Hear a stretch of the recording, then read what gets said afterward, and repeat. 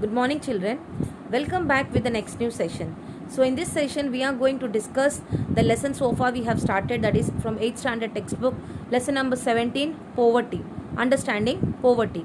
So, in this lesson so far, we have discussed what poverty is, what are the main reasons for the poverty, what are the main causes that has given rise to the problem known as poverty, what are the poverty situations in our country.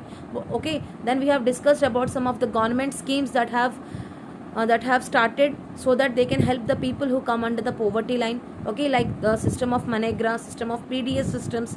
Okay, then the government has also divided some people who like depending on their annual income, they have divided the people into some categories, like what kind of income they are earning per month or per year. Depending on that, people who come under below poverty line, or people who come under above poverty line, or people who are have like a middle class person. So all these things were divided by the government. We have also seen some of the concepts like midday meal concepts. That means children were given food for the, like, at least one meal a day in the school, so that at least having a meal, so that these children will be coming to the school and completing their studies.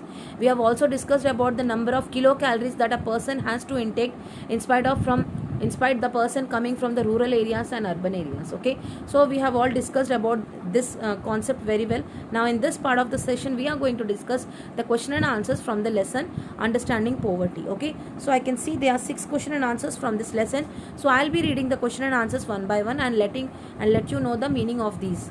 Okay, so here comes the first statement.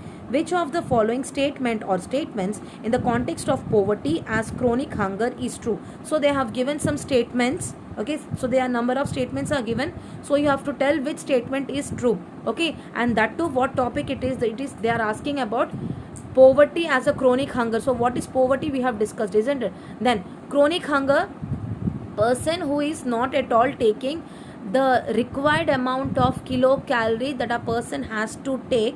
So depending on that, whether the person is consuming minimum amount of kilocalorie or not. Okay, so let us see what statements they have given. First statement: having food only once a day. Then having food below the required calorie. Person driving the harvester and a person plowing the fields require same calorie of food. Person plowing the field requires more calorie than shop owner. Hunger also affects the person's immune system. So there are some statements I have read for you. So you have to understand the statement, which statements are correct, and you have to rewrite them again. Okay, so then second question: identify the major reasons for the poverty described in this chapter. So in this chapter we have described some of the reasons. What are the reasons for the poverty?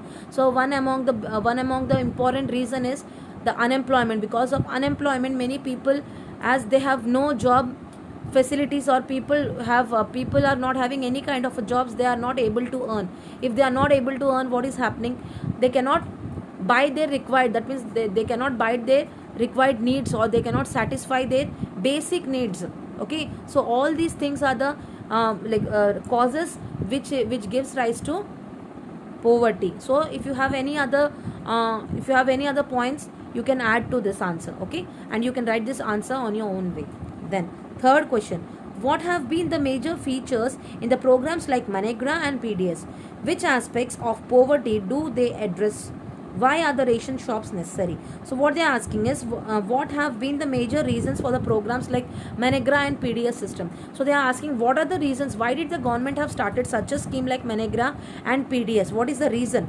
Then which aspects of poverty do they try to address? That means, so they are asking to what group of people, or to what category of people should these programs like Manegra and PDS should help for? Is PDS is equal to everyone in the country? Is a rich person is going to get PDS facility, or only the poor people is going to get a PDS facility? If it is a poor, or if it is a middle class person, which category people are going to get this PDS system? So you have to tell them. Then finally what they are asking, why are the ration shops necessary? So why are the ration shops necessary?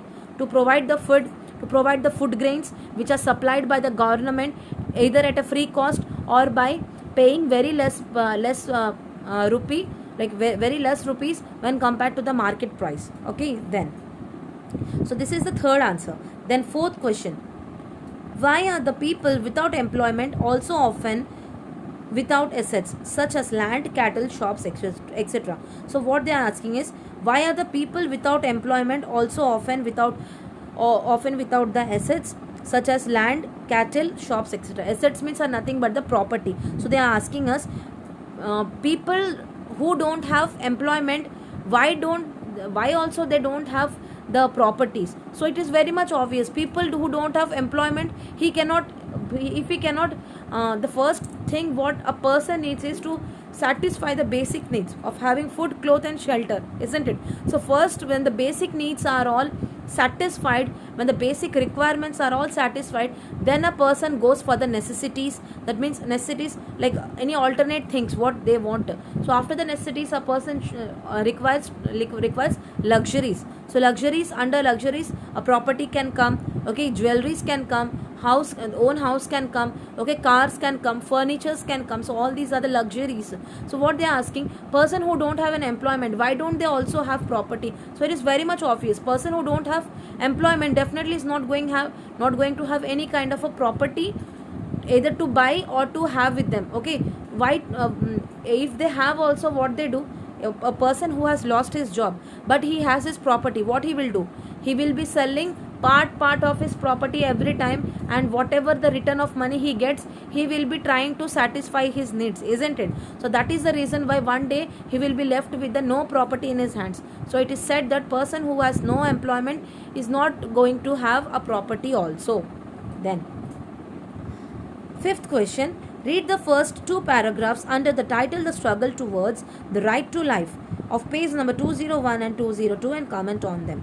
Okay, so in the textbook they have given a paragraph, there are two paragraphs given under the title Struggle Towards the Right to Life. So you have to read the paragraph, understand it, and then you have to comment on it. Okay, comment in your own words. Okay, then sixth and the last question from this lesson, write a letter to your district collector on conduction of PDS program in your village. So you just have to write the letter to the district collector about the PDS program in your village that has to be conducted, or you have to write about it. Okay, so children, these are 6 question and answers from this lesson number 17, understanding poverty, from 8th standard textbook.